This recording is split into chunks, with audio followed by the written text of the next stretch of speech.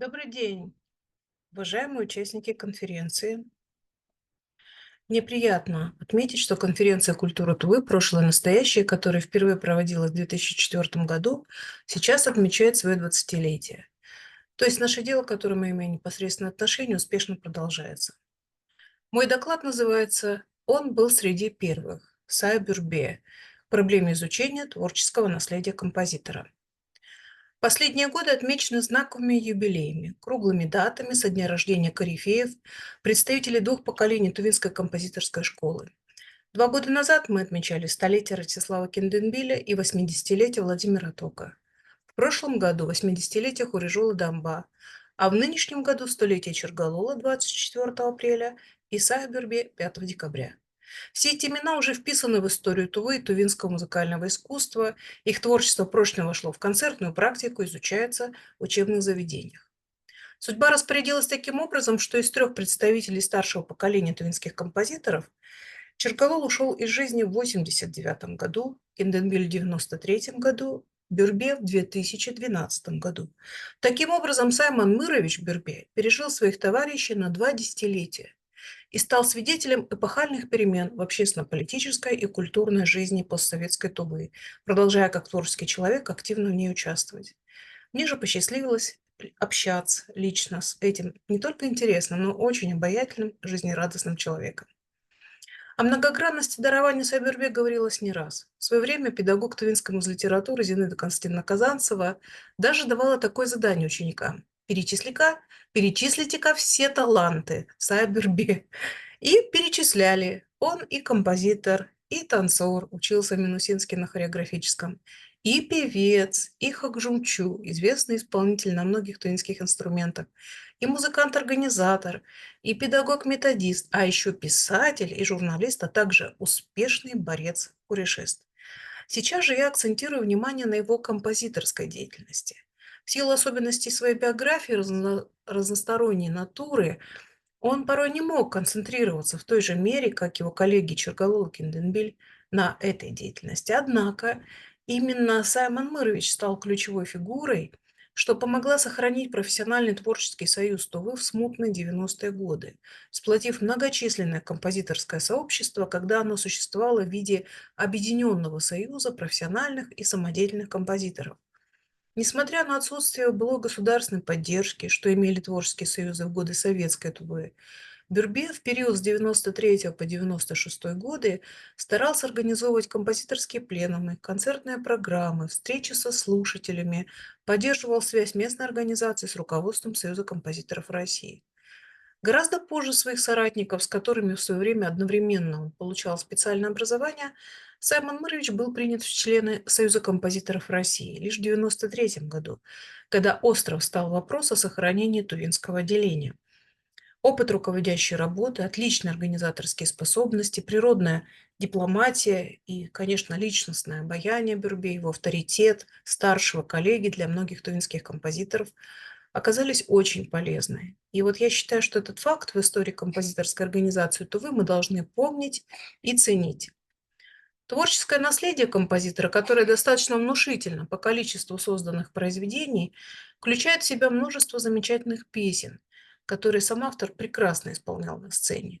Гораздо менее известны его сочинения в других жанрах, например, оркестровой музыки. Несколько симфонических поэм, в том числе симфонических картин или поэмы-картины, и симфонических сюит, в том числе 2 сюиты для детей, а также 2 примечательных произведения в жанре инструментального концерта, созданных в середине 70-х годов. Это концерт для альта с оркестром Узун-Хуюк и концерт для виолончели с оркестром. В отличие от скрипичных концертов Чергалула и Тока или флейтовых концертов Дамба и Тока, названные концерты Бюрбе, к сожалению, пока не исполнялись и остаются неизвестными тувинскому слушателю.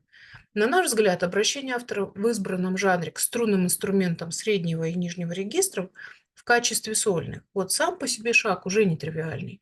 И подчеркнем, единственный в истории музыки советской Тувы. Возможно, автором двигало желание найти тембровый эквивалент тувинскому традиционному инструменту игилу, на котором сам композитор прекрасно играл. Об этом же свидетельствует и выбранное название, говорящее само за себя Узун-Хаюк, название традиционного наигрыши Гили. Самым же популярным оркестровым сочинением Бюрбе стала увертюра «Шира-бара», исполняемая как симфоническим, так и оркестром тувинских национальных инструментов. И поскольку это сочинение очень показательно для стиля композитора, именно оно было избрано нами для включения в учебник «Тувинская музыкальная литература».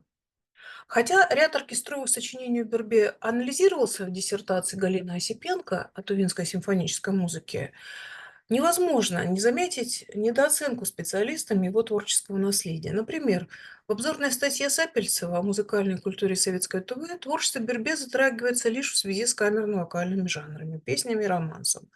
В другой его статье о композиторах Тувы имя Бюрбе вообще не упоминается. В иных работах о сочинениях Бюрбе говорится лишь в обзорах, поверхностно.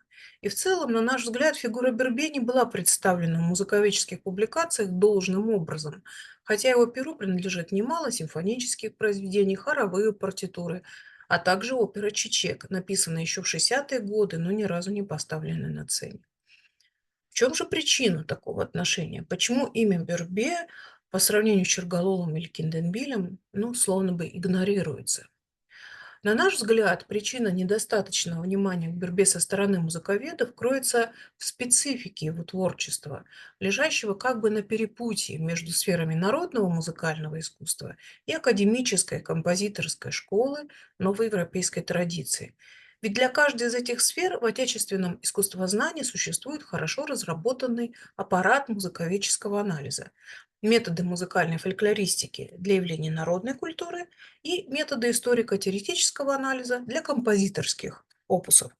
Но ни тот, ни другой инструментарий в полной мере не подходит для творческого наследия Бюрбе. Например, фольклористу-музыкологу будет не вполне ясно, что делать и как оценивать симфонические сочинения Бюрбе. А классический музыковед-теоретик может зайти в тупик с оценкой тех же партитур или оперы Бюрбе, потому что не все привычные оценочные подходы окажутся к ним применимы. Мы полагаем, что для полноценного анализа творчества композитора нужен иной путь, который в музыкальной науке только начинает набирать вес. Это музыкально-социологический метод, позволяющий анализировать творчество самодеятельных композиторов-песенников по многим параметрам, относящихся к сфере массовой музыкальной культуры. Учитывая необычайно крепкую, кровную связь Саймона Мрыча с народным творчеством тувинцев, искусством музицирования на традиционных инструментах, а также его полноценную включенность в сферу массового песнетворчества, необходимо скорректировать аналитический подход к его музыке, дабы инструмент анализа стал адекватным предмету исследования. И вот в этом направлении специалистам придется еще поработать, поискать наилучшие методы. Я очень рада, что в текущем году республика выиграла конкурс на получение гранта Президентского фонда культурных инициатив «Мелодия Серебряной тайги». Проект приурочен к столетию со дня рождения Бюрбе. Коллективом Тувинской филармонии готовится ряд мероприятий, запланировано издание партитур, артисты репетируют номера для концертных программ.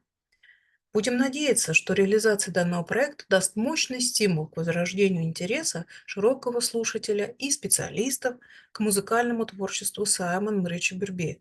Ведь он один из первопроходцев, созидателей новой культурной жизни в республике, один из основоположников Национальной композиторской школы Тувы.